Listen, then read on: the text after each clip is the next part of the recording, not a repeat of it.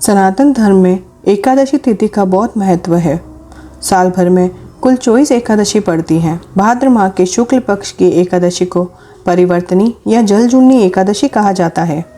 भगवान विष्णु देवशयनी एकादशी से योग निद्रा में चले जाते हैं और भाद्रपद शुक्ल पक्ष की एकादशी के दिन वे अपनी शेष शैया पर करवट बदलते हैं। पद्म पुराण के अनुसार इस दिन भगवान विष्णु करवट बदलने के समय प्रसन्न मुद्रा में रहते हैं। इस अवधि में भक्तिभाव एवं विनय पूर्वक उनसे जो कुछ भी मांगा जाता है वह अवश्य प्रदान करते हैं। इस एकादशी की पूजा और व्रत को विशेष फलदायी माना जाता है। परिवर्तनी एकादशी का महत्व। इस दिन भगवान विष्णु के वामन रूप की पूजा की जाती है। इस व्रत को करने से व्यक्ति को सुख और सौभाग्य में वृद्धि होती है। एक मान्यता के अनुसार इस दिन माता यशोदा ने जलाशय पर जाकर श्री कृष्ण के वस्त्र धोए थे। इसी कारण इसे जलजूलनी एकादशी भी कहा जाता है।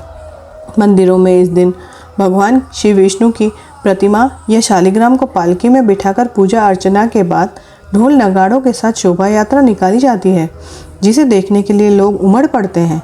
धर्म ग्रंथों के अनुसार परिवर्तनी एकादशी पर व्रत करने से सभी पाप नष्ट हो जाते हैं एवं वाजपेयी यज्ञ का फल भी मिलता है। जो मनुष्य इस एकादशी को भगवान विष्णु के वामन रूप की पूजा करता है वो तीनों लोक एवं त्रिदेवों की पूजा कर लेता है। पूजा विधि। इस दिन सुबह स्नान आदि से निवृत्त होकर भगवान विष्णु के वामन अवतार को ध्यान करते हुए उन्हें पंचामृत, दही, दूध, घी, शक्कर, शहद से स्नान करवाएं। इसके पश्चात गंगा जल से स्नान करवाकर भगवान विष्णु को कुमकुम अक्षत लगाएं। वामन भगवान की कथा का श्रवण या वाचन करें और दीपक से आरती उतारें एवं प्रसाद सभी में वितरित करें। भगवान विष्णु के पंचाक्षर मंत्र ओम नमो भगवते वासुदेवाय का यथासंभव तुलसी की माला से जाप करें। इसके बाद शाम के समय भगवान विष्णु के मंदिर अथवा उनकी मूर्ति के समक्ष भजन कीर्तन का कार्यक्रम करें। इस एकादशी के दिन भगवान विष्णु सहित देवी लक्ष्मी की पूजा करने से इस जीवन में धन और सुख की प्राप्ति होती है। परलोक में भी इस एकादशी के पुण्य से उत्तम स्थान मिलता है। परिवर्तनी एकादशी की कथा। शास्त्रों के अनुसार भगवान श्री कृष्ण ने युधिष्ठिर को परिवर्तनी एकादशी की कथा सुनाते हुए कहते हैं, त्रेता युग में बलि नाम का असुर था, लेकिन वह अत्यंत दानी, सत्यवादी और ब्राह्मणों की सेवा करने वाला था।